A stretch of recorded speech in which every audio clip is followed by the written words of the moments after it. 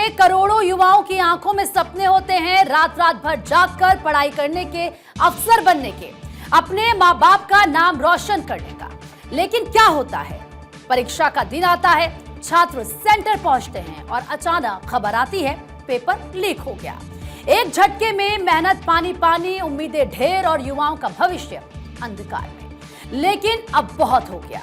देश में पेपर माफियाओं का राज अब नहीं चलेगा, क्योंकि मोदी सरकार संसद के पटल पर लाने जा रही है एक ऐसा कानून जो पेपर लीक करने वालों की रूह कंपा देगा। तो देखिए, आज लोकसभा में पेश हो रहा है पब्लिक एग्जामिनेशन अमेंडमेंट बिल 2026।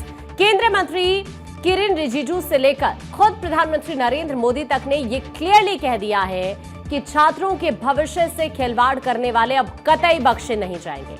अब केस सालों साल नहीं लटकेंगे। 2 महीने के अंदर जांच पूरी करनी होगी। अगर आप देखें, व्यक्तिगत तौर पर गड़बड़ी करने वालों को 5 से 10 साल तक की जेल और करोड़ों तक का जुर्माना लगाया जाएगा। अगर संगठित गैंग ने पेपर लीक कराया तो सीधे 7 साल की जेल और 10 करोड़ रुपए का भारी भरकम जुर्माना भी लगाया जाएगा।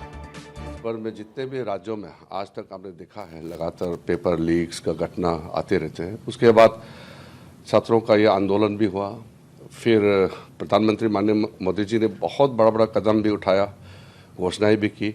लेकिन आज पक्का एक बिल लेकर के जो आ रहे हैं, आज पहले लोकसभा में टेबल करेंगे। तो हम चाहते हैं कि सारा पार्टी, चाहे अपोजिशन हो सरकार के हो, सब इसमें चर्चा में भाग लेना चाहिए। और इतना बड़ा फैसला लेने के बाद आज जो एग्ज़ाम पेपर लीक को लेकर के इतना कठोर कानून बना रहे हैं, इसमें अगर चर्चा नहीं करेंगे और डिस्टर्ब करेंगे तो अच्छा मैसेज नहीं जाएगा। तो किरेन रिजिजू को आपने सुना। आपको बता दें कि एनडीए ने संसद में इस बिल की पैरवी के लिए अपनी पूरी युवा ब्रिगेड उतार दी है। बताया जा रहा है कि बिल पर बीजेपी की तरफ से बांसुरी स्वराज और तेजस्वी सूर्या बोलने वाले हैं। इनके अलावा एनसीपीआई, टीएमसी के बागियों में सयोनी घोष और मिताली बाग, टीडीपी से लावू श्रीकृष्ण, जेडीयू से लल्लन सिंह, शिवसेना से डॉक्टर श्रीकांत शिंदे, एनसीपी से सुनील तटकरे, अपना दल से अनुप्रिया पटेल, लोजपा रामविलास से अरुण भारती भी चर्चा में हिस्सा लेंगे।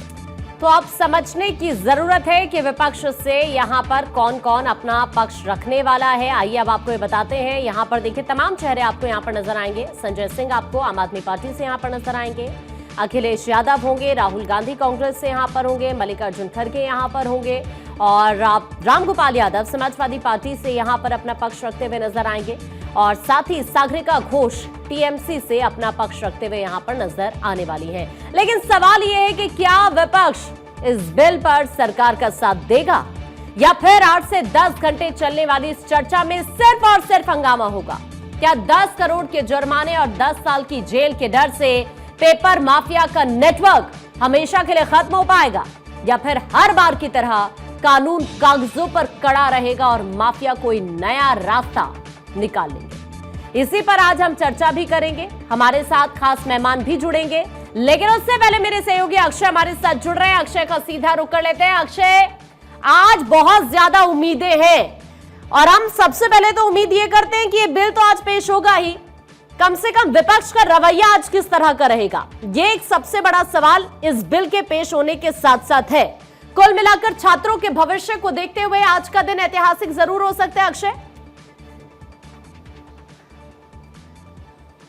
और देखिए, अगर कार्रवाई हुई तो निश्चित रूप से ऐतिहासिक होगा, कार्रवाई नहीं हुई तो फिर देखना दिलचस्प ये रहेगा कि किस तरह का स्टैंड विपक्ष का रहता है।